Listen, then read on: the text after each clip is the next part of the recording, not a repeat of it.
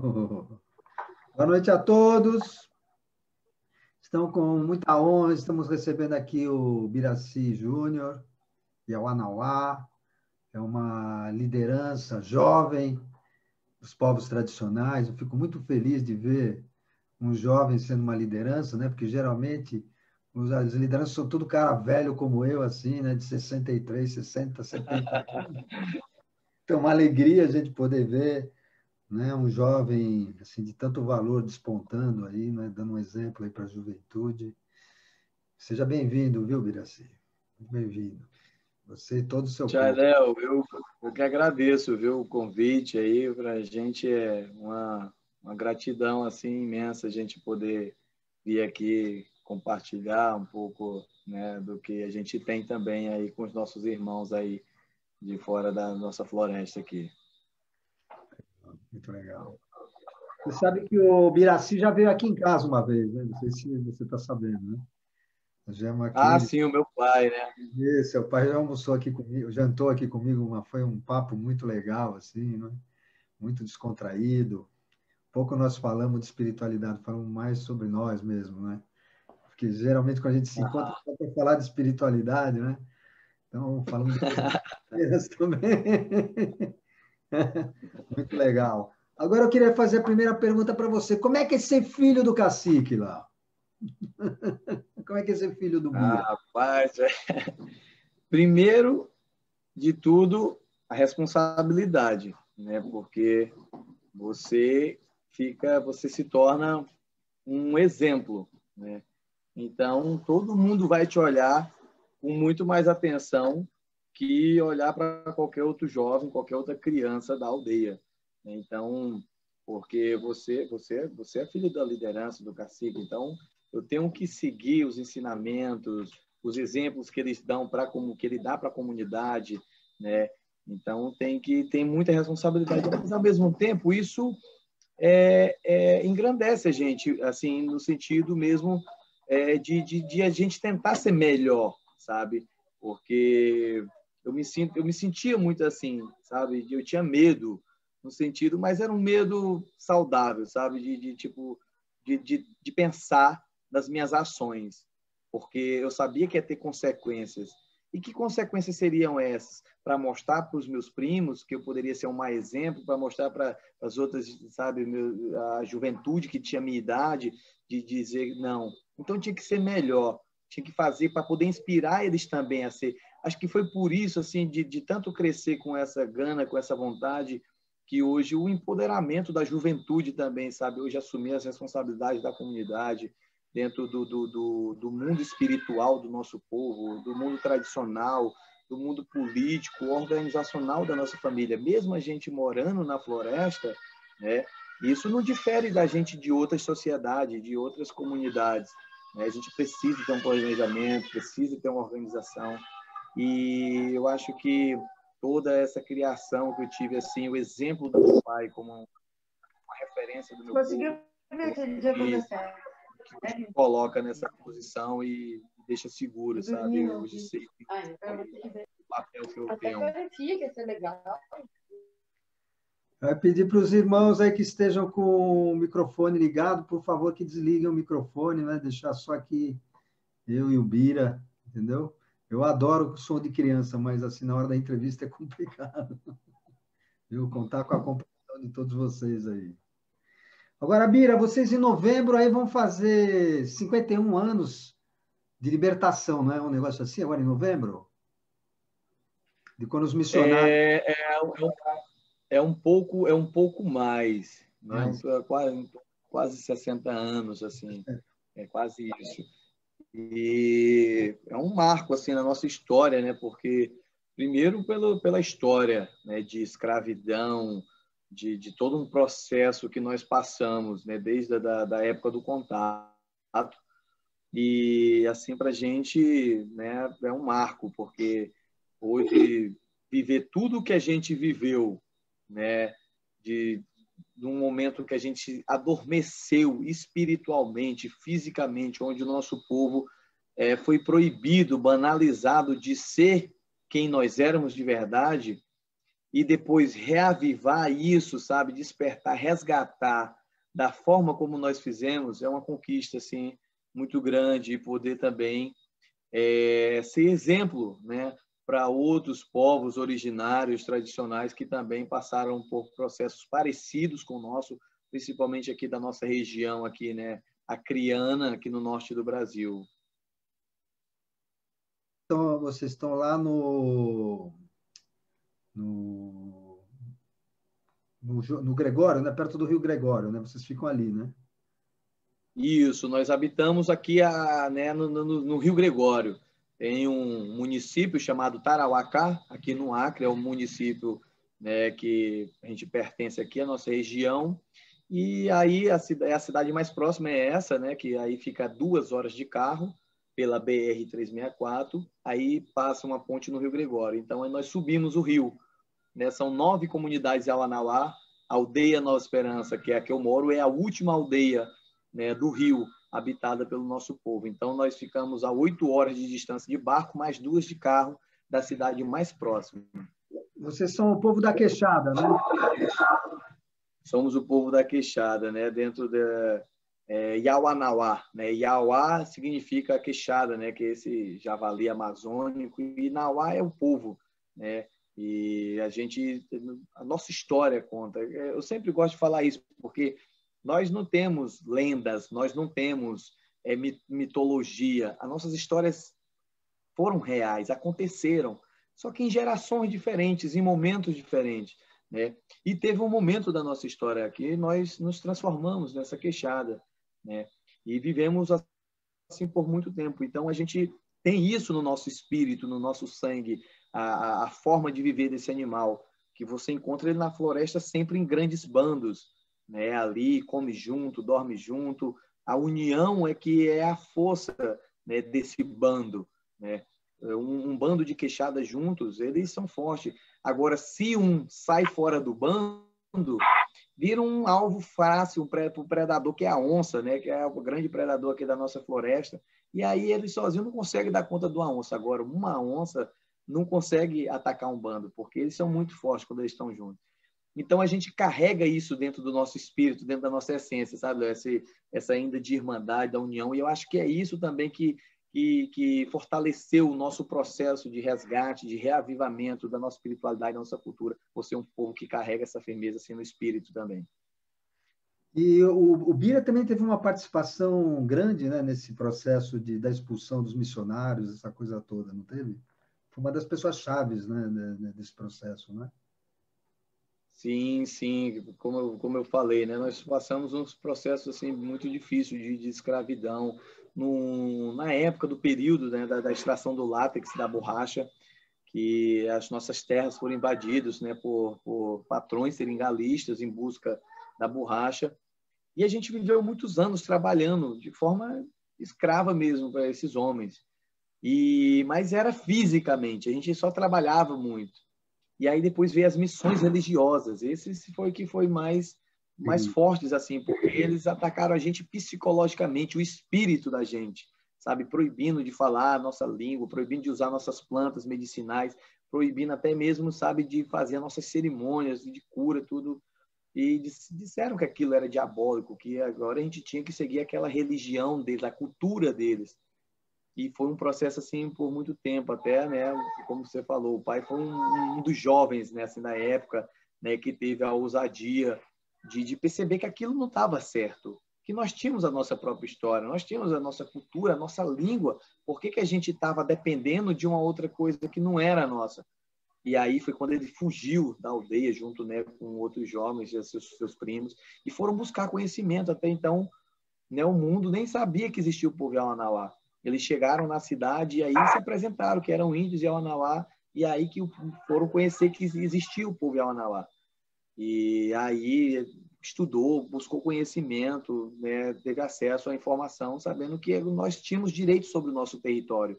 E ele voltou com essa força, né, e foi um dos percussores assim, de tirar os missionários, expulsar daqui da aldeia e começar o processo, né, de resgate de toda uma cultura do nosso povo que ficou aí adormecida durante mais de 30 anos por causa desse período dos missionários. E foi nesse tempo que vocês foram voltando para as medicinas também, não é, Bira?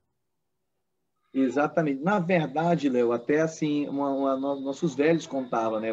Os nossos dois principais pajés, nossos xamãs assim, principais, que eram o vovô Tatá e o vovô Iauá, que eram dois irmãos, na verdade, eles sempre foram os nossos pajés, eles não deixaram de praticar, né? Mas eles tomavam a medicina deles escondido dos missionários, né? Ficaram com aquele conhecimento vivo ali ainda, mas ficavam como tipo rejeitados, né?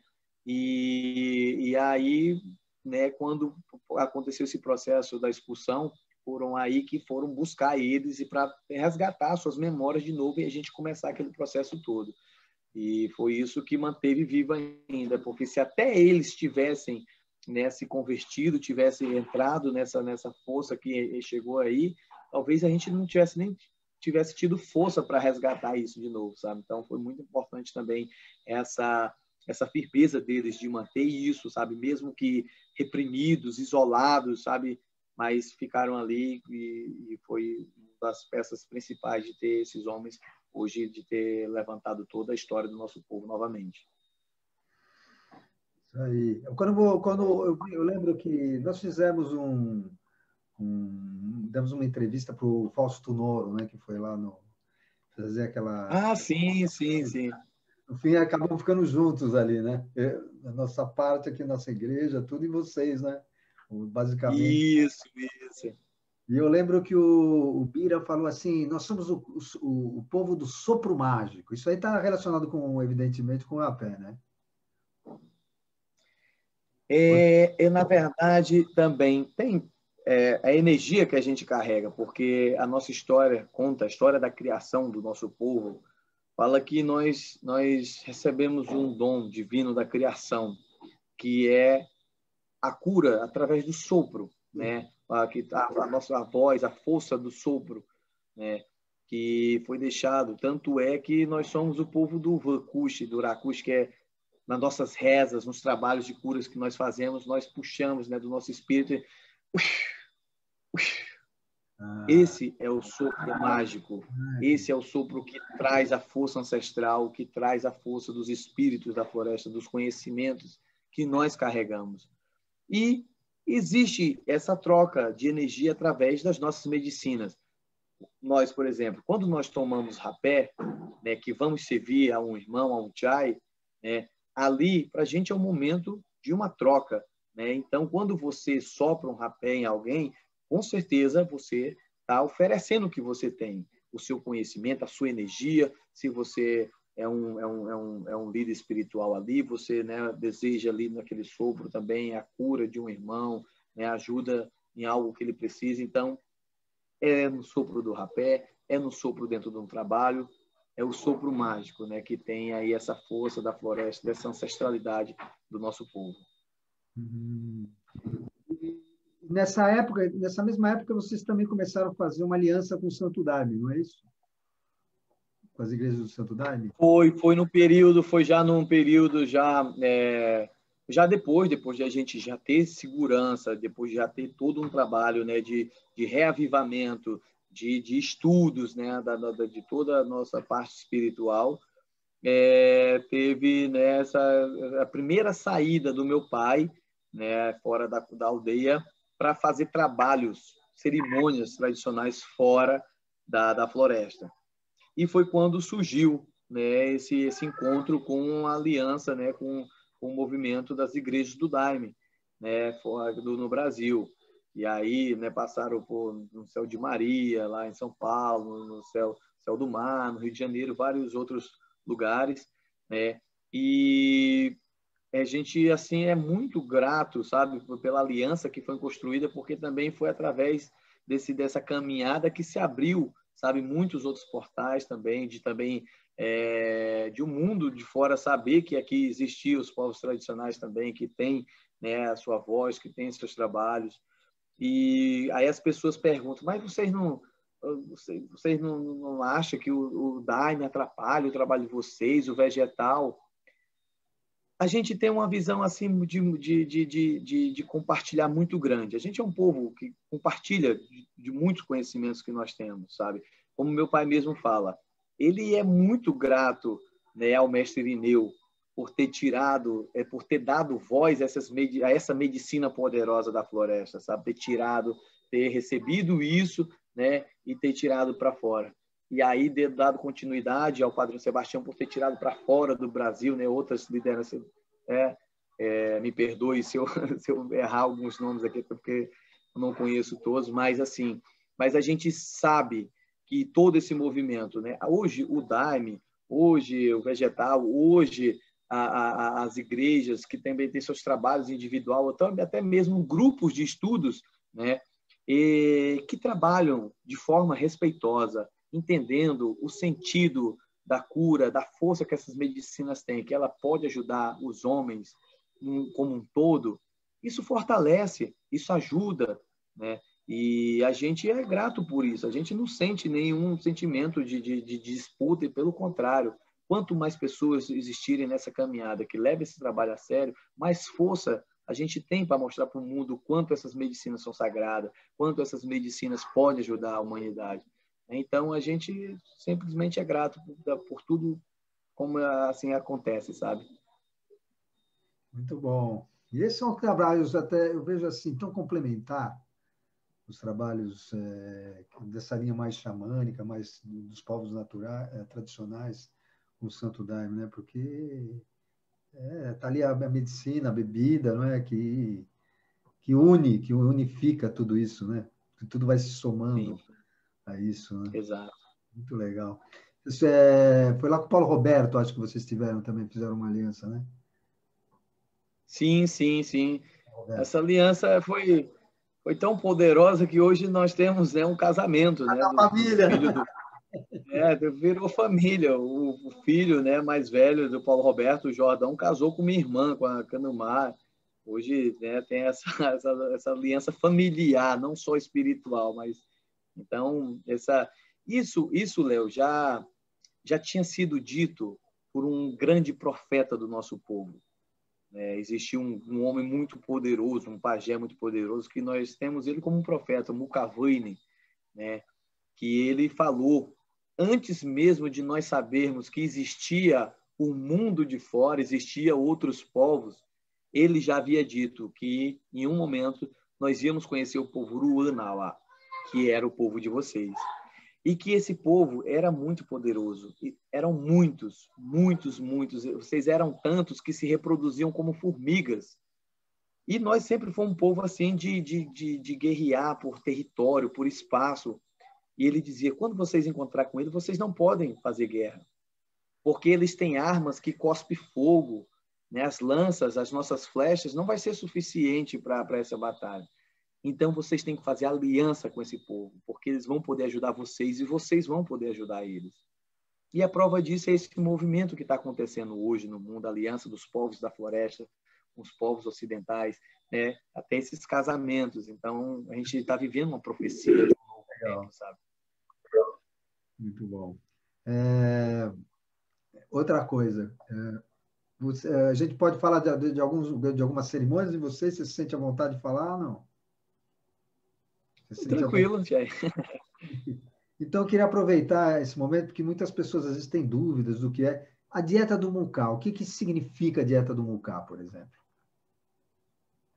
Jair, o mucá, ele é uma das plantas mais sagradas da espiritualidade do nosso povo. Essa planta é como se fosse o portal. Se você é um Yawanawá, você anseia por trilhar esse caminho espiritual, né, que o nosso povo conhece, você tem que tomar o mucá, que é uma planta, é uma batatinha, você come uma batatinha assim mais super amarga, e a partir dali você faz um juramento para o espírito daquela planta, que você quer ser um aprendiz daquele conhecimento, estudar a espiritualidade, o xamanismo do nosso povo. E ali você inicia um processo. Você começa a fazer o samakui, que é uma espécie de uma dieta. Nós se resguardamos, saímos do meio comum da aldeia, dos trabalhos, e se isolamos na floresta.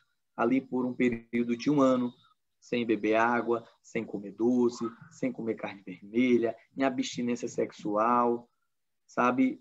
você esquece da sua matéria, você vai, a partir dali, viver somente para o seu espírito, trabalhar com as plantas, com as medicinas e com o seu professor, que é ali um pajé, um mestre, que vai te guiar, vai te orientar. Então, a partir do momento que você faz a dieta do Mukai, inicia a sua caminhada espiritual dentro do mundo, né, da cosmovisão Yawanawá, né? E aí, quer dizer, eu fez a dieta do Mukai, é pajé? Não. É um estudo de uma vida inteira. O estudo da espiritualidade, das medicinas, você passa uma vida inteira estudando e você não aprende o suficiente nunca. Exemplo, o meu avô, o pajé Yauá, que fez a passagem aí há 3 anos atrás, morreu com 106 anos de idade. Chamavam ele de pajé porque ele era muito conhecimento, um poder em pessoa. E disse, vovô, quando foi que o senhor começou a ser pajé? Ele disse, eu? Pajé? Quem é que é pajé aqui? Eu não sou pajé, não, sei nem o que é pajé. E ele dizia que se ele vivesse mais 100 anos, ele ainda não ia aprender o suficiente para dizer que era pajé. Mas era um poço de sabedoria, de conhecimento. Então, a humildade dele dizer que é um estudo de uma vida inteira, né? O estudo da espiritualidade, com as plantas, com as medicinas como um todo. Então, o Mukai te abre apenas esse portal para você começar esse estudo. E aí perdura pela sua vida inteira. Agora, o mínimo de tempo assim, para fazer é 1 ano, mais ou menos, não é isso? 1 ano. Bom, 1 ano. tem mais também, mas 1 ano seria o mínimo, é isso? Ou não, 1 ano é o que fecha? Não, esse 1 ano é o mínimo, né? Você pode começar e fechar com 1 ano. E a partir daí, né, tipo, o ano dentro da nossa né, conhecimento, do nosso conhecimento, 1 ano é o tempo que o espírito daquela planta enraiza no seu espírito. Então você não perde mais aquele poder. Então a partir dali você está com o poder do Muká, o poder da espiritualidade, a abertura que ele pode te dar. Então você começa a estudar, né, a partir dali. Se você, né, faz uma dieta que quebra a dieta em menos de 1 ano, quer dizer, você perdeu grande parte da força dele. Então, você, né, não fica completo. Mas você pode fazer mais de 1 ano também. Mas o ideal é, assim, o mínimo é 1 ano. Um outro tabu que você quebrando é de ter uma pajé mulher, não é? Essa história das mulheres veio mesmo para quebrar esse paradigma. Porque depende muito do contexto, como você enxerga isso. Hoje, se você for analisar o modo de vivência da cultura dos povos tradicionais, hoje, se jogar esse conhecimento, essas informações para a sociedade de vocês, vão dizer são machistas, né? Primeiro que a gente nem sabe o que é ser machista, mas é da nossa cultura, é da nossa história. Nós fomos criados assim, nós viemos assim desde o início da nossa criação. As mulheres têm seu papel fundamental hoje, né, na manutenção da nossa história, da nossa língua, da nossa cultura como um todo, né? Mas esse mundo espiritual nunca foi parte delas, porque nunca foi buscado por elas, digamos assim, né? Até chegar esse momento, né, essas duas irmãs, a Ruxarro Mahaputani, né, de dizer a gente quer experimentar, a gente quer ver como é que é, né? E todo mundo se assustou, porque nenhuma mulher nunca tinha dito isso, né? Pois não, vocês não vão aguentar, porque é isso, que é a dieta de 1 ano, né? E abstinência, comida zero, muita coisa. Então, tipo, nossa, uma mulher nunca fez isso, vocês não. Mas elas foram lá, então deixa a gente experimentar. E foram lá e hoje fizeram a sua história, quebrou esse tabu, esse paradigma que existia, né, dentro da espiritualidade do universo Yawanawá.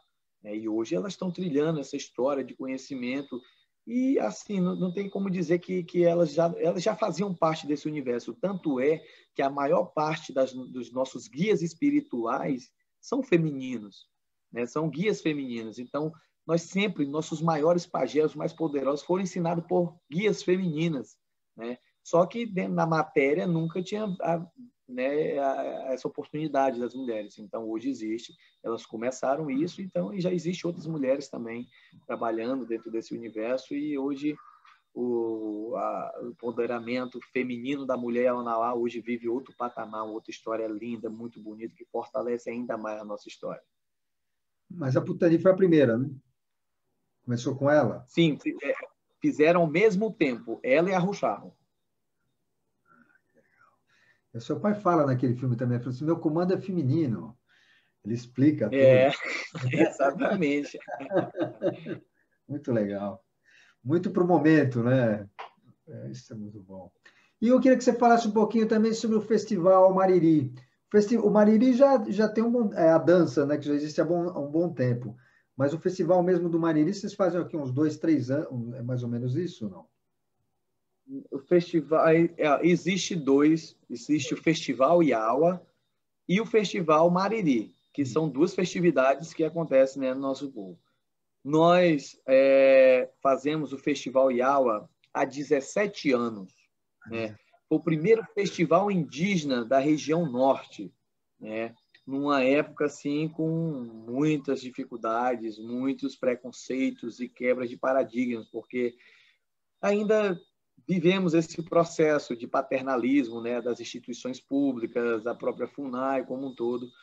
E na época a gente buscava alguma alternativa, porque sempre tínhamos essa dependência, né, do mundo de fora. Mas a gente queria também mostrar que a gente tem a nossa capacidade, né, de buscar, de gerir nossos projetos, de trabalhar. E aí surgiu a ideia de fazer o Festival Iawa, né? Primeiro, nós fizemos o primeiro festival com o intuito de reunir todas as comunidades Yawanawá, que moram ao decorrer do rio. O intuito do festival era esse, era reunir nossa família para, durante 5 dias, celebrar a cultura do nosso povo. Comer, beber caiçuma, tomar rapé, tomar ummi, dançar maririna em volta do fogo, né? Se pintar.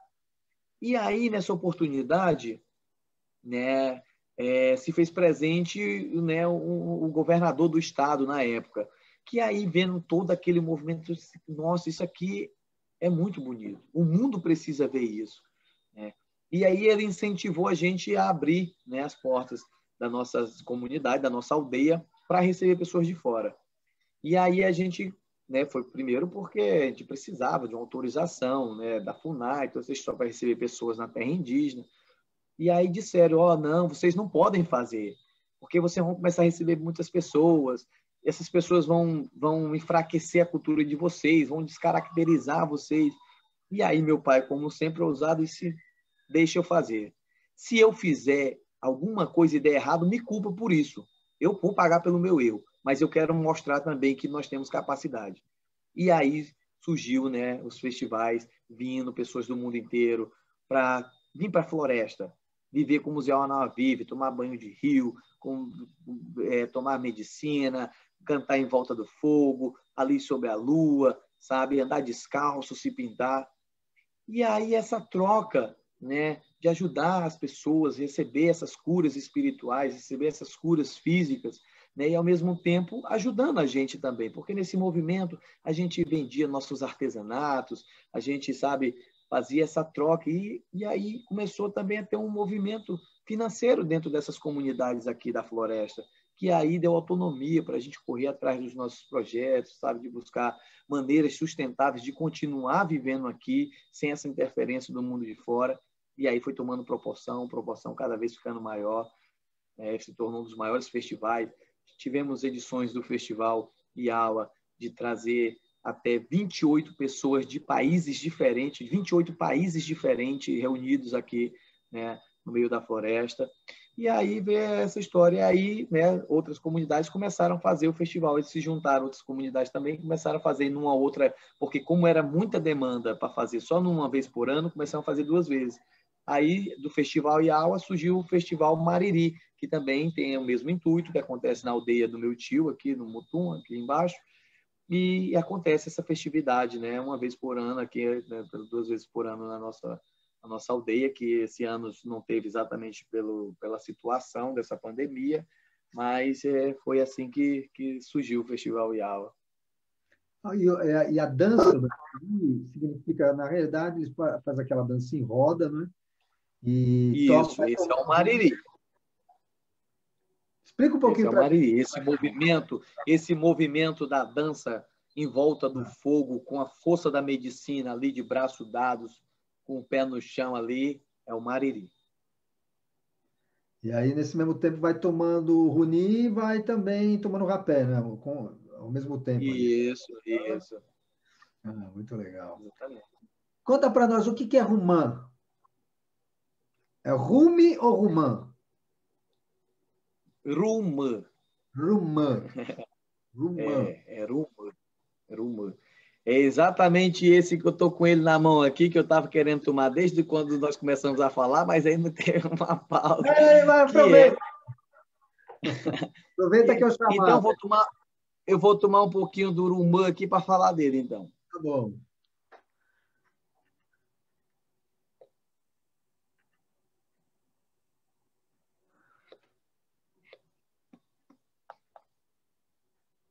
O rumã é exatamente, né, o rapé. Muitos conhecem, né, o rapé.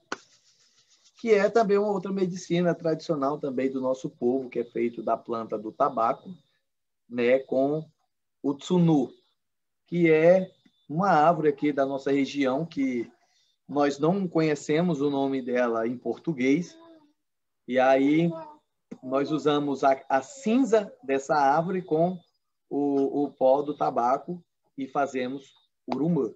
Esse é o urumã Yawanawá. Só existe dessa forma. Então, Tchai, já muitos Tchai disseram que esse pau-pereira nós já comparamos, mas é diferente. Não é o pau-pereira, não. É outra árvore mesmo. É bem parecido, mas não é o pau-pereira, não. O tsunu é outra árvore. E aí se faz, né? Urumã que é uma medicina também assim que de concentração espiritual, né? A gente toma também para, sabe, se conectar ali com nossas vozes ancestrais mesmo e trabalhar. E também ganhou o mundo, né? Como as outras medicinas também, né? Vocês são muito curiosos assim, e essa curiosidade boa, né? De estudar ali o rapé. E aí descoberto que o rapé ajuda muito também em tratamentos, né, de doenças vias respiratórias ali, para bronquite, para asma, sinusite e tudo. Então ficou muito popular, assim, e hoje, né, o rapé está aí em volta do mundo ajudando as pessoas. Né? Rapé ficou conhecido popularmente em português, mas é o urumã. Você vê que a história que chegou para mim é o espírito do rapé. Como é que chegou a história? Lá no passado me falaram que é o espírito do rapé, Rumã. O espírito que habita. Sim. Tem a ver isso ou a história? Não, urumã é o próprio rapé. Urumã é o rapé, né? Só que na nossa língua, né? E aí o rapé é o rapé. Mas claro que é uma planta, é uma medicina e ela tem seu espírito também, né? Mas se a gente fosse para falar o espírito do rapé ou o espírito do urumã, seria, né, Iushinrumã, né? O espírito do rapé. Esse seria o nome. E o que significa Rausch? Essa palavra, Tchai, ela, logo quando ela saiu, né, da floresta, ela foi muito polêmica, né? E porque é uma palavra compartilhada, né, principalmente aqui pelos povos panos, né, que são os povos que compartilham o mesmo tronco linguístico, né? E ali são povos irmãos, assim, com caminhadas diferentes, culturas diferentes, mas ao mesmo tempo próximos. E, assim, para nós, Yawanawá, o Rausch é uma palavra muito sagrada, que só era entonado pelos pajés. Os pajés, quando eles iam fazer suas rezas de cura para as pessoas que estavam doentes, enfermos mesmo, assim, muito forte, eles fazem rezas, fazem o saiá, que é um potinho de barro, e ali se coloca ou uma caiçuma ou o genipapo, e ali ele vai rezar para quem está doente depois, é como se fosse a nossa vacina, né? Ele reza e depois dá para a pessoa. Se for caiçuma, ela bebe, se for genipapo, bebe um pouquinho e se pinta, né, no corpo inteiro para receber aquela cura. Então, essa palavra só era usada para abrir e fechar as rezas que os pajés faziam. Quando ele ia começar uma reza, ele começava ali, pegava o pote, e ali começava a reza. Passava ali horas, horas, horas rezando. Quando finalizava a reza, como se fechasse a reza. Então, essa palavra só era usada nesses dois momentos. Não era uma palavra popular no meio do nosso vocabulário. Só que aí, os nossos irmãos Runicuim começaram, né, a falar o Rausch, tiraram o Rausch para fora. E muitos dos nossos irmãos, né, que conheceram e tal, começaram a falar Rausch, que é uma palavra e tal, de cumprimento, não sei mais o quê. Um desses chais veio, né, um irmão lá do Rio de Janeiro que teve contato com o povo Runicuim, veio para a nossa aldeia e foi cumprimentar logo o pajé, o Iauá. Iauá, não sei o quê, Rausch. O Iauá tomou aquele susto. Meu Deus, o Tchai sabendo o que é que ele está falando. E começou a achar graça de Rausch, falando com ele também, né? E aí todo mundo disse, mas essa palavra, então, Iauá, por que tu está falando assim, no meio assim de todo mundo?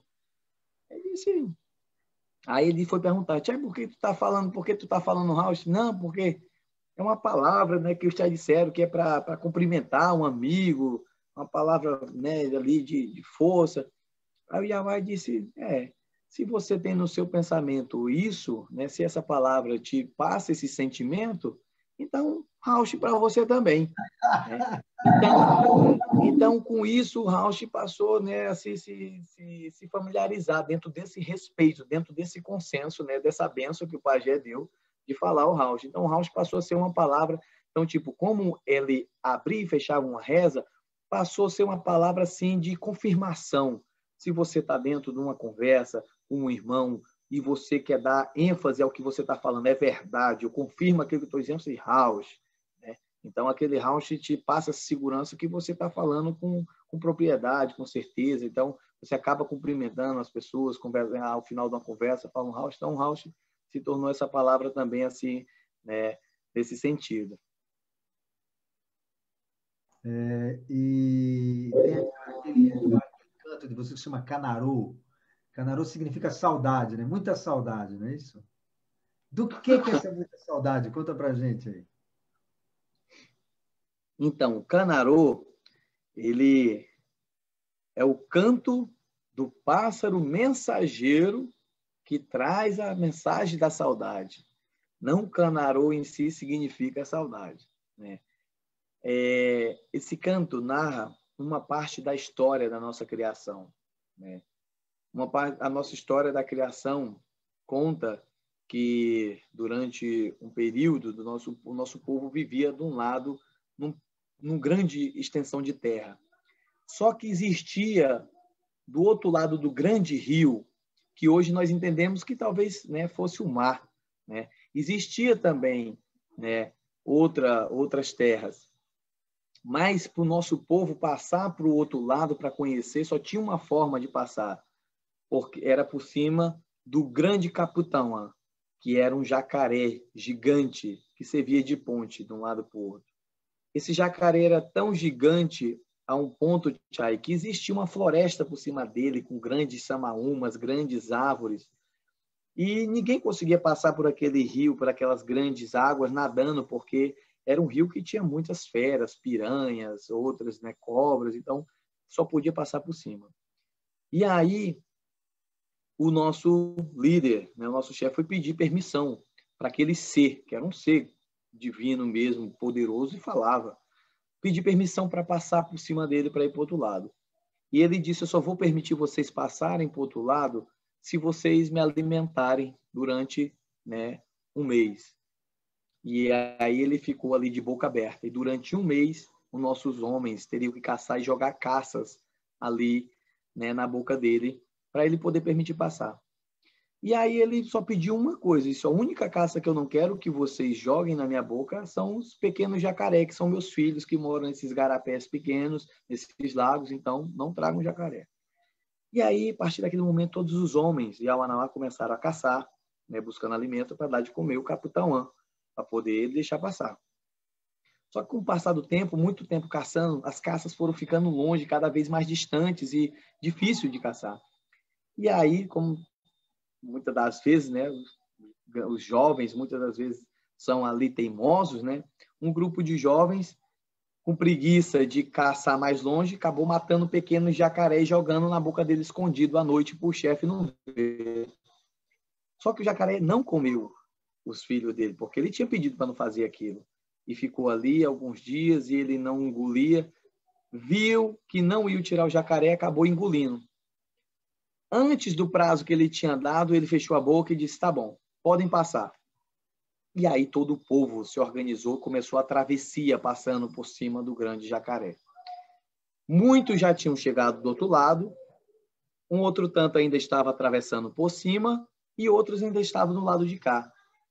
Quando, de repente, o jacaré vira de barriga para cima, afundando com muitos da nossa família, muitos Yawanawá, que caíram ali no rio e foram devorados, né, pelas feras das águas e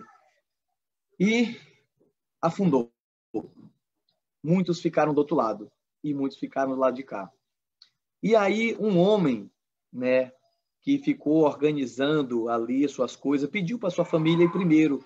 E ele viu que sua família atravessou, sua mulher, seus filhos. E quando ele ia atravessar, o jacaré afundou. Então ele soube que sua família ficou do outro lado e ele tinha ficado aqui do lado de cá. Então, a partir dali, ele passou, né, assim, uma história, porque ficou sofrendo, com saudade, sentindo falta da sua família. Então, todo fim de tarde, ele ia para a beira daquele grande rio e ficava olhando para o outro lado. Era só água, imensidão de água, não se podia enxergar a terra do outro lado. E aí ele via, todo finalzinho de tarde, um pássaro passava voando, ia até lá ao outro lado, sumia-se no horizonte e voltava. Quando voltava, voltava com frutos no bico dela. E aí ele disse, então você consegue ir lá do outro lado. Você vai levar uma mensagem para minha família. Esse pássaro era o caná. Caná, que é a arara amarela. Canarô, esse irô já é dizendo o canto do pássaro amarelo. Né? E aí ele pediu, leva essa mensagem para minha família. Diga que eu estou aqui, que eu estou bem. Só que com muita saudade, sinto a falta deles. Espero que eles estejam bem também. E aí ele começa. Canarô, tirinte, inte. Canarô, tirinte, inte. Ato noma, noma. Ato noma quer dizer eu sinto a sua falta, eu sinto saudade. Esse nomá, que é a saudade. Né? O nomá, traduzindo, é como se fosse a saudade. O canarô é o canto do pássaro, né? Que fala da saudade. E aí, né? Então ele começa a narrar o sentimento de saudade da família através desse canto. Então, foi um dos primeiros cantos da criação do povo Yawanawá. É um dos cantos mais antigos da história do nosso povo e que é cantado até hoje, aos dias atuais, que traz essa lembrança da saudade, da nossa ancestralidade, dos nossos ancestrais de outras gerações vividas. Os runicões, por exemplo, eles consideram que todas essas medicinas fazem parte de uma grande medicina, que é a medicina da jiboia. Vocês e a Yawanawás também veem assim? A nossa cosmologia, né, aqui dentro desse universo das medicinas, ela é muito particular. Cada medicina também ela tem, né, a sua força, tem a sua história, né? Tem a história da criação, né, onde foi criado tudo que existe hoje na Terra, as plantas, os animais, o céu, as estrelas, o sol, tudo. E foi criado tudo. Só que muitas das plantas de poder que nós temos não veio junto com a criação, sabe? Por exemplo, o uni, o tabaco, né, o urumã, e o ti, que é a pimenta, o chupá, que é outra, né, medicina, que é aquela planta, a datura, né? essas foram medicinas que veio após a criação. Elas não vieram junto com a criação. No Kushani Shuvimai, que é o espírito da criação, o ser mais antigo que criou tudo, esse é o nosso Deus, ele criou isso depois. Depois da primeira morte, de um homem ao Anauá, nasceu essas plantas sobre onde ele foi enterrado, que era exatamente, elas vieram com esse intuito de fazer essa conexão com o nosso povo que ficou aqui em matéria, com esses homens sábios que começaram a ir para um outro plano. E aí essas plantas veio com essa função de fazer essa conexão espiritual com esses homens, para que aonde eles estivessem, continuassem repassando os seus conhecimentos, repassando os seus ensinamentos. Então, cada medicina, ela tem a sua história, ela veio com um propósito, Não partiu, de uma foi criado, todas as outras não. Todas elas, dentro do nosso conhecimento, elas vêm com propósitos específicos e separadamente. E o Cambu, como é que você classificaria dentro dessa cosmologia? Ele seria junto com a criação? Exatamente. O capum ele já veio, porque ele não é uma planta, ele já veio do animal. É uma medicina que veio de um animal, E nós chamamos capum. Capum é como o povo Anauá chama. Cambu é os nossos parentes Camanaua, os Catuquina. E o capum, então, ele já veio dentro desse outro processo da própria criação mesmo. E assim o Sananga também? A Sananga também. A Sananga nós chamamos Kanapa Vuchushukati. É enrolado. Kanapa Vuchushukati é o nome que a gente dá, para a Sananga.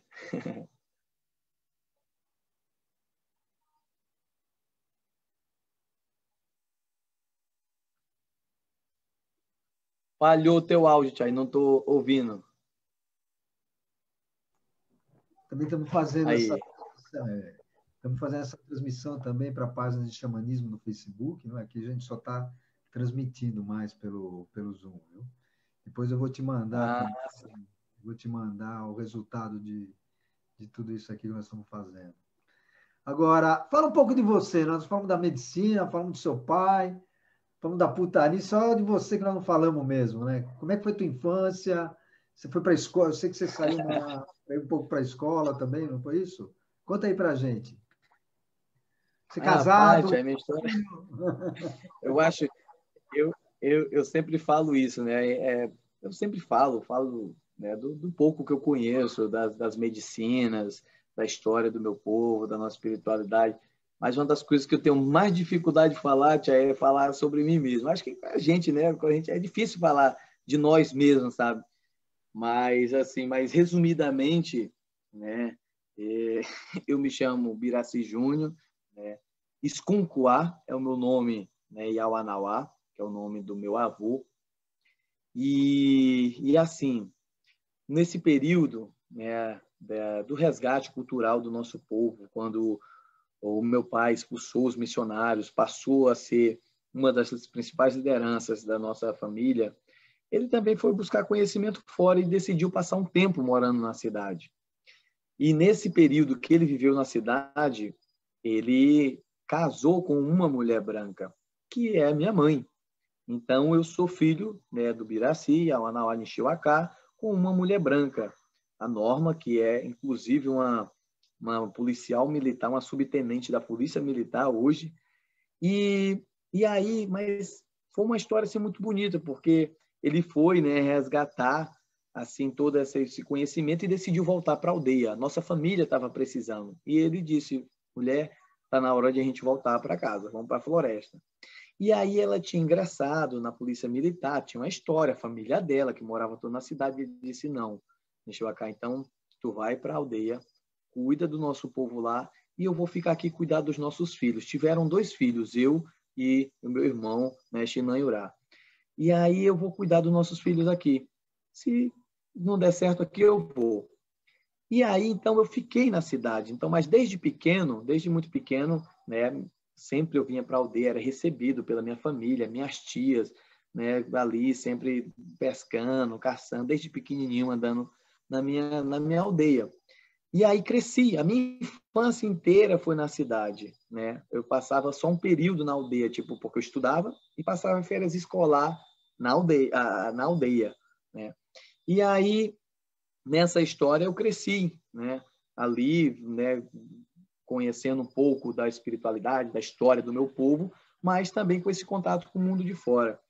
Até chegar na minha adolescência, né? Por volta dos meus 17 anos de idade, aquelas crises existenciais, né, de adolescente, dizia: o que é que eu sou mesmo, sabe? O que é que adiantava eu dizer que eu era Iauanauá se eu não conhecia a fundo a história do meu povo, a história do meu pai, a história da minha família?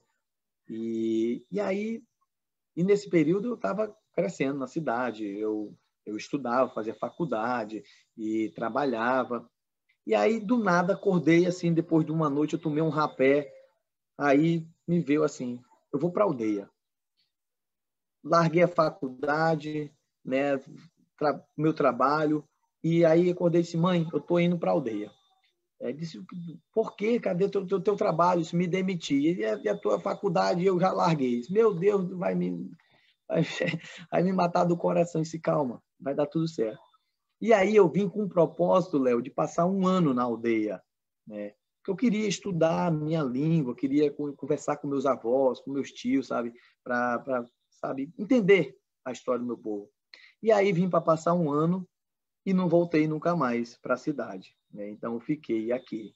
E a partir daí, dos meus estudos, desse contato com meus avós, né, a responsabilidade de ser o filho de uma liderança caindo sobre mim, de ali estar ajudando, sabe, essa juventude, toda uma história.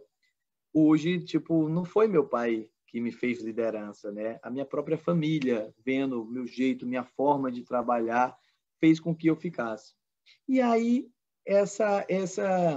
me tornei essa ponte entre esses dois mundos, por ter vivido tantos anos na cidade, conhecido, ter estudado, aprendido a ler, escrever, e trazer um pouco desse conhecimento também, dessa tecnologia para a aldeia, e usar o melhor de cada mundo e usar isso como ferramenta para falar do nosso conhecimento, da nossa história, acabou fazendo me tornar a pessoa que eu sou hoje, uma criança ainda aprendendo a caminhar nesse mundo, mas com uma missão de realmente, sabe, manter viva a nossa história, essa cultura desse povo, né, que vive aqui nessa terra há milhares de anos, e também, né, assimilando o que a gente pode do mundo lá de fora, que, por exemplo, hoje, olha essa tecnologia, estou aqui no meio da minha aldeia, falando com você aqui pela internet, sabe? E isso é uma ferramenta hoje que o mundo, sabe, encurtou as distâncias, a gente pode fazer isso, sabe? Então, usar isso da melhor forma, porque eu sei que essas ferramentas também trazem informações desnecessárias, trazem coisa que o meu povo não precisa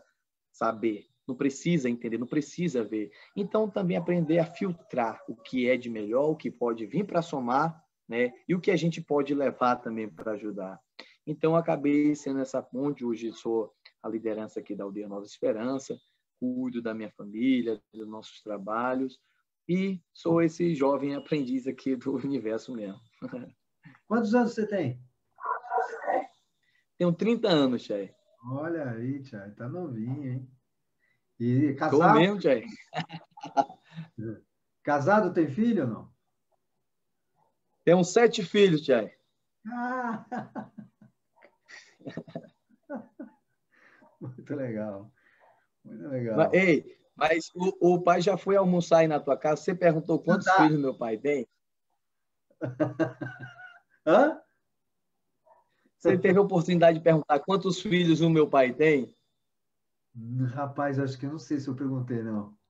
Não lembro. Tinha Pois tanta é. coisa para falar, acho que eu não perguntei. Quantos filhos tem? Então então, não se espante eu dizer que tenho 7 filhos, não, porque meu pai tem 35. Puxa vida, rapaz. Eu mal dou conta de um. Mas assim, Tia Léo, é da nossa história, sabe? Famílias grandes, muitos filhos. Aí hoje, até pela questão mesmo de sobrevivência, sabe? O nosso povo foi muito massacrado durante muito tempo, perdemos grande parte da nossa família após o contato. E então nosso povo sempre foi famílias assim grandes, de casa cheia, muitos curumim correndo. Então é uma parte aí da história que eu também estou trabalhando aí, porque nós precisamos aumentar a família mesmo.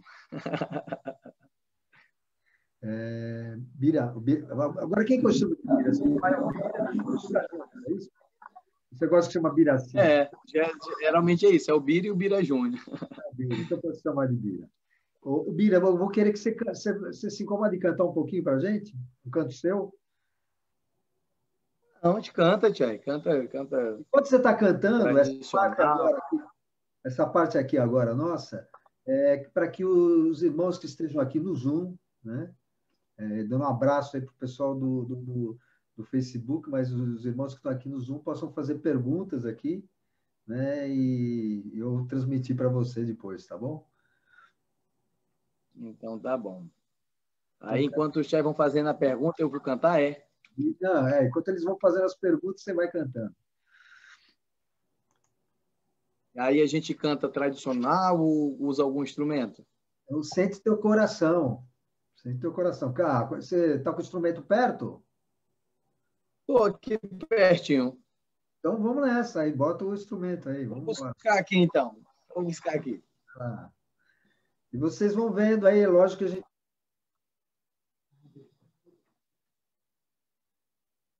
É lógico que a gente não pode fazer perguntas, deixar todos perguntarem, né, por causa do tempo, mas aqueles que quiserem fazer, deixar algumas perguntas aí, a gente pega, dá uma pequena selecionada, passa no chat, entendeu? Daí eu passo para ele depois, tá bom?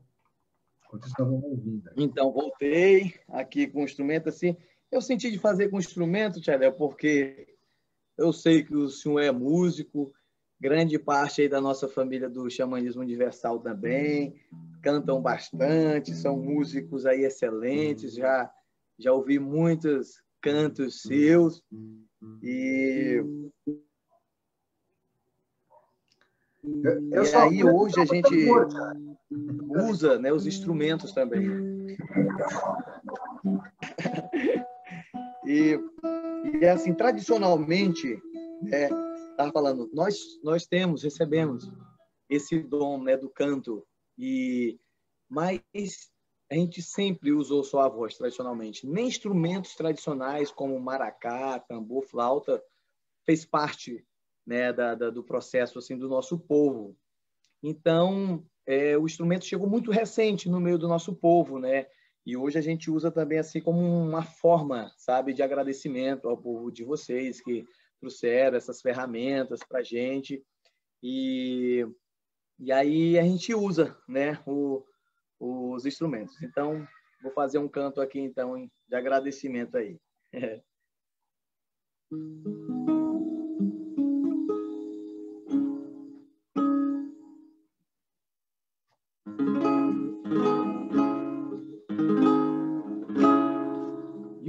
All showers.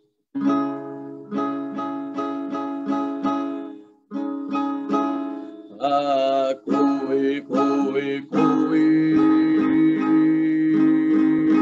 Coi, coi, coi. Coi, coi, coi. Coi, coi, coi.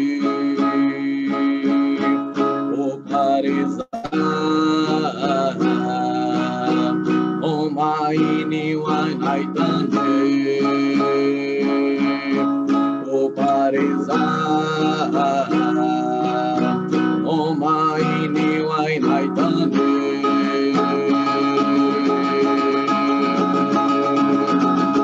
ai haru ya maya ai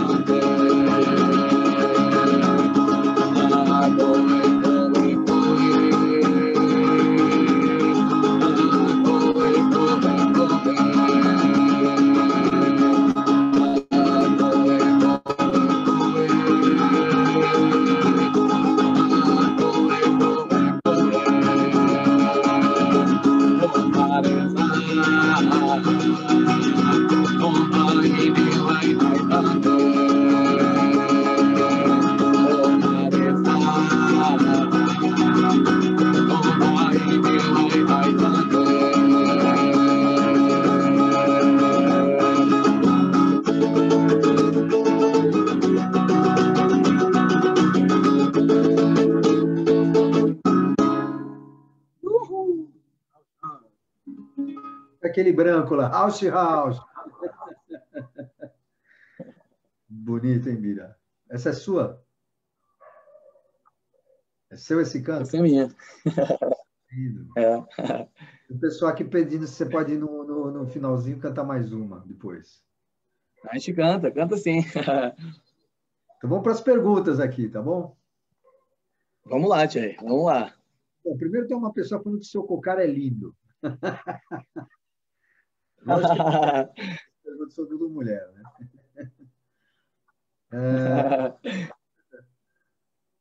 Ó, tem uma apimentada aqui, ó.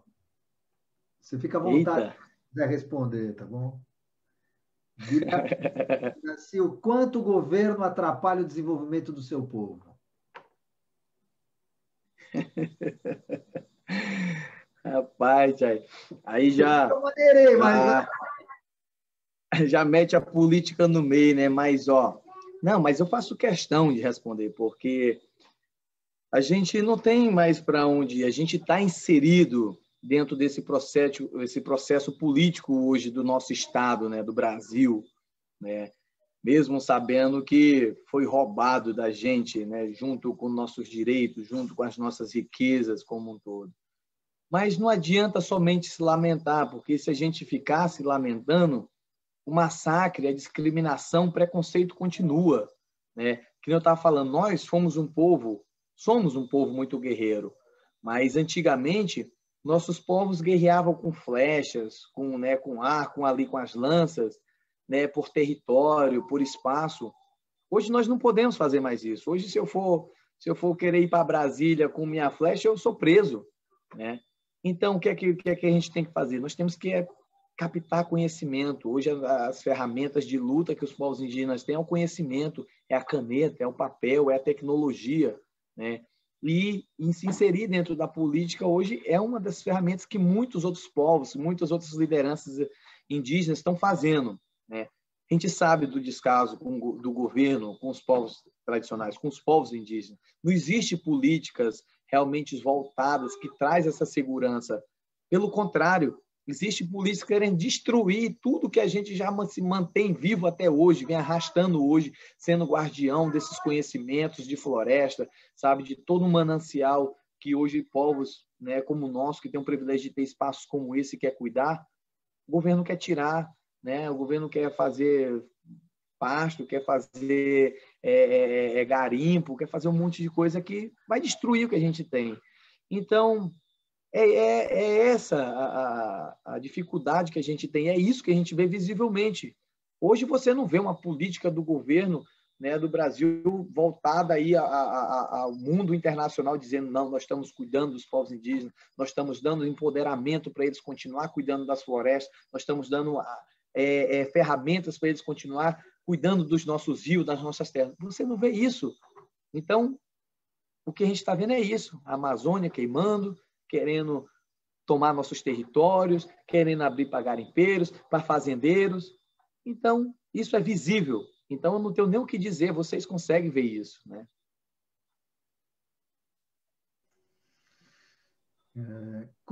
Aqui é da Ana Paula, Águia Dançante. Como vocês estão vivenciando esse período de pandemia? Então, a princípio, medo, né? Porque a gente viu a gravidade dessa energia, né, que a Terra está passando, né, toda a humanidade, mas ao mesmo tempo já estávamos preparados assim espiritualmente, porque a gente sabia que isso ia acontecer em algum momento, porque o descaso do homem com a própria natureza já vinha dando esse sinal. As mudanças climáticas em si já é a mudança, né, já é visível de todo o processo de ingratidão que o homem tem com a terra, né, de receber comida, água de graça e devolver com destruição, com poluição, com desmatamento, sabe, com tudo, com toda essa energia que só enfraquece, né? E a terra dizendo, não façam isso, cuida de mim, né? Para de sujar a água, para de cortar mato, e o homem ali, na sua ignorância, na sua ganância, sem ouvir. E aí a terra, né, a natureza, então vocês não querem me ouvir por bem? Então pega, joga essa energia assim para toda a humanidade, para todo mundo se recolher, parar para refletir, parar para repensar suas ações, né? E para nós também não foi diferente. Com isso, a gente se recolheu também, aprofundamos ainda mais nossos trabalhos espirituais com as nossas medicinas, tendo esse cuidado, né, para poder, tanto que nós fechamos as nossas aldeias para não receber mais, né, visitantes durante esse período, até, né, e vendo como as coisas vão acontecendo. Então, a gente, né, continuou aqui colocando, né, intencionando energia, trabalhando para os irmãos também, toda essa história, e refletindo, né, sobre tudo isso e esperando muito que o homem também esteja fazendo essa reflexão sobre as suas ações e sair desse momento mais forte do que antes. Como é que faz para ir ao Anauã? Tem a Nalve aqui dizendo que ela quer ir nos festivais.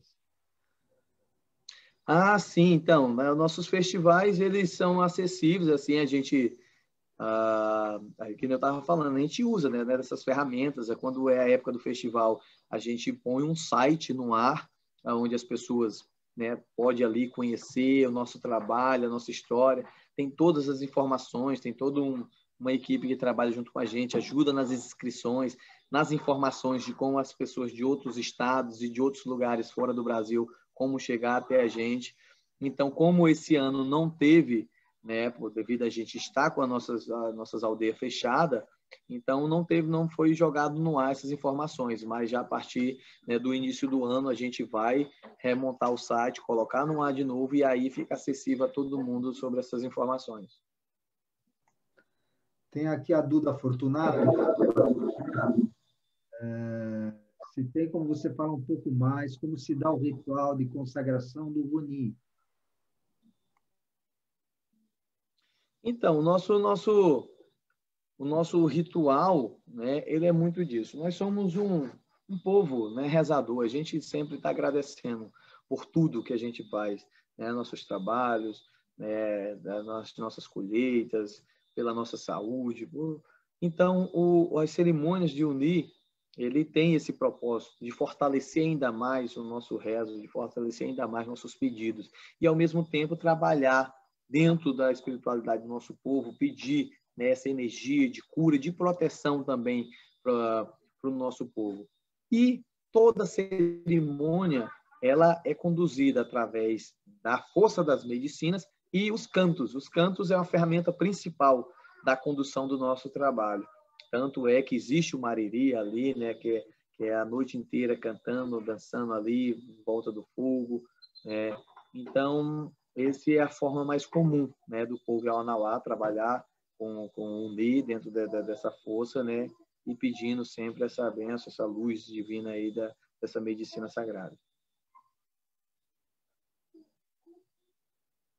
Agora vai ser minha mesmo, tá, Biraci? Você tem feito Claro. Você tem feito alguns cursos, não é, na internet, inclusive, não é isso? Quer falar um pouquinho sobre os trabalhos que você está fazendo fora? Como é que as pessoas te procuram para curso, para trabalho, enfim? Então, Tia, na verdade, né, é uma jornada de estudos que eu abri online. Assim, nunca nem pensei que eu iria fazer isso, né? Nunca tive essa pretensão, apesar de já ter sido assim convidado a fazer isso já há muito tempo atrás. Pelo meu tempo mesmo, né? Pelo trabalho como liderança aqui, dos nossos trabalhos, né? Você me vê aqui todo aqui bonitinho aqui na frente dessa tela do computador, mas, por exemplo, a noite passada eu estava caçando, passei a noite inteira sem dormir, porque tem que buscar. Aqui nós não tem supermercado, a gente tem que estar com fome, tem que ir caçar, tem que ir pescar, né? Tem nossos roçados para cuidar das nossas plantações. Então, tem todo um número de atividades que assim me tomava esse tempo, né? Mas aí, com essa história da pandemia, essa reclusão, fechamos nossas aldeias, nossos chais não podiam mais vir. E a gente também optou por não sair, né? Principalmente nós aqui da aldeia Nova Esperança. Então veio uma série de coisas. Então, tipo, não foi nem uma decisão minha mesmo, pessoal. eu estava até quando eu estava contando que essa jornada de estudos nasceu de uma miração, de uma visão do Uni, né? E aonde eu tomando medicina aqui no meu terreiro, na beira do fogo, eu tive uma visão onde em volta do fogo tinha várias cadeiras e em cada cadeira não tinha uma pessoa sentada, mas tinha um computador e tinha a tela aberta e rostos, né, de diferentes pessoas de diversos lugares do mundo. Então, com aquilo, eu senti assim que os irmãos, sabe, estavam nesse anseio de querer esse contato com a espiritualidade, com a história do povo Awanawá. Então, eu abri essa jornada de estudo, porque nós temos muitos irmãos também que gostam da nossa musicalidade, dos nossos cantos, das nossas histórias, dos trabalhos que nós fazemos. E aí foi uma forma que eu encontrei para poder aproximar essas pessoas. Então, eu abri essa jornada de estudos, né, que é online, e né, já estamos... Hoje, inclusive, antes de eu vir para a live, a gente estava finalizando a terceira aula, e hoje o assunto era ervas medicinais, durante 3 horas a aula, falando sobre ervas, os seus propósitos, as formas de uso, como a gente, né, fala. E aí já teve outros, né, falando sobre os cantos, aí sobre as ervas, aí vai ter sobre as mulheres, vai ter sobre as crianças, tem todo um conteúdo, né? Então, foi uma forma que eu criei para poder também aproximar isso e também levar esse conhecimento também, puxar isso para os irmãos também que querem, que respeitam, que admiram esse nosso trabalho. E aí eu criei isso, né? Mas não que eu tinha... É o primeiro que eu estou fazendo, não cheguei a fazer outros. E está acontecendo, está muito bonito, tem um grupo muito bonito também aí. E aí foi esse propósito, né, de trazer essa aproximação, né, da floresta para os chais aí que moram longe daqui, né? E como é que... Então, quem fala para poder participar? Então, aí nós temos um portal, né, onde a pessoa acessa a plataforma que a gente criou para poder fazer isso. Tem o link, né, no meu Instagram. Eu tenho, né, na rede social Instagram, eu tenho um link lá na minha bio, é onde você acessa e vai direto lá e você consegue, né, acessar isso. Então, o @Biraci, JRAuanauá, que é o meu Instagram, o Chay vai lá, você entende disso melhor do que eu, aí vai, acessa direto lá. Beleza. Uma última pergunta agora. Qual foi a pergunta que eu não te fiz que você gostaria de responder? A pergunta que você não me fez, eu gostaria de responder. Rapaz, Chay. Agora tu me pegou. Ai, Gostaria de falar que você acha que eu deveria ter te perguntado. Você acha importante o pessoal saber sobre você, sobre o seu povo, o que você quiser. mas eu acho que assim, não, eu me senti contemplado com tudo que você me perguntou, porque eu consegui falar, né, da história do meu povo, da minha história, dos trabalhos que nós fazemos, dos nossos festivais, das nossas medicinas, da luta de resgate cultural, né, da nossa família.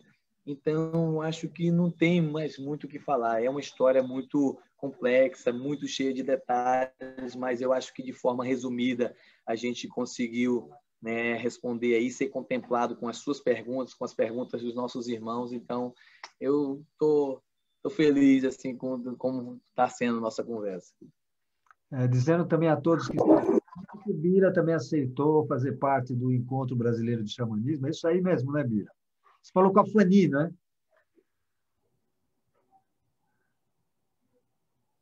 Aham. A Fanny está um tempo tentando falar com você aí, para você vir aqui, fazer uns trabalhos com a gente, né? Está te caçando aí. Você dá uma aparecida aqui por São Paulo. Você... A gente vai, Chay. No começo do ano aí, quando a gente abrir aqui a nossa saída aqui, a gente vai voar aqui as queixadas aí, vamos aparecer aí no Xamanismo Universal aí. Aí. E também vai participar do Encontro Brasileiro. Vocês que estão assistindo aqui, então vocês vão ter a oportunidade de ver mais o Biraci lá no... Eu quero que você mande um abração para o seu pai, viu? Foi muito legal ele ter vindo aqui em casa, uma energia muito boa. Ele é super legal, super simpático, seu pai, bom falador, né? Bom contador de histórias.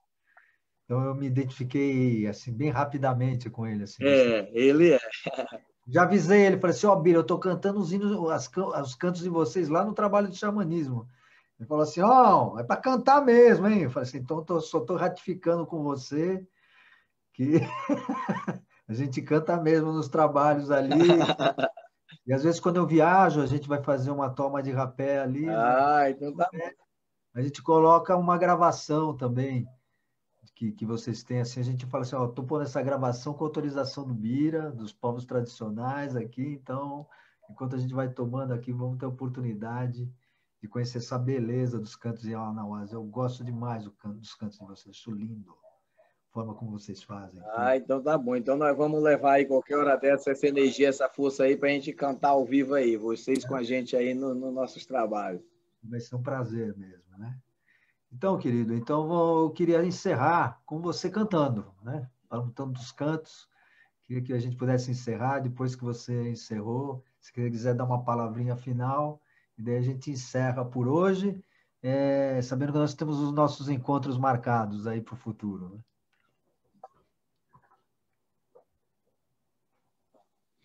Então tá bom, Tchau, Léo.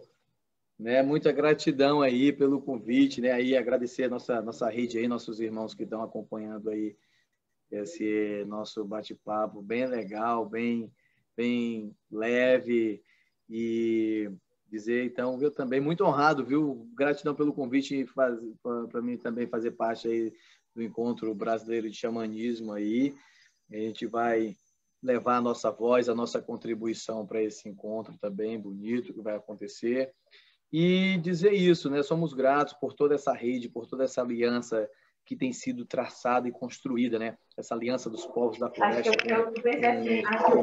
com os ocidentais aqui, nos engrandece e nos fortalece assim de maneira muito, sabe, motivadora. Obrigado por tudo. Então a gente vai fazer esse canto então para a gente encerrar aqui a nossa conversa. Bom, Bira. Vamos botar no mute aí, pessoal. Vamos se tocar um pouquinho e botar no mute aí, né?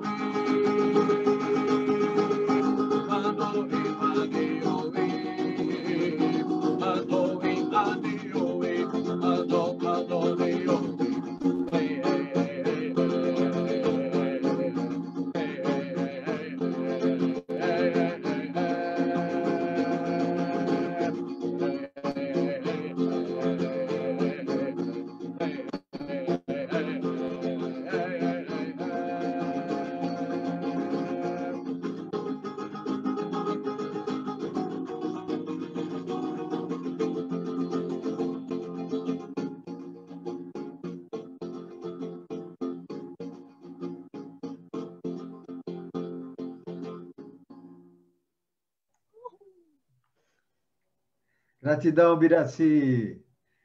Deus do amor abençoe todos vocês aí, viu? Muito obrigado.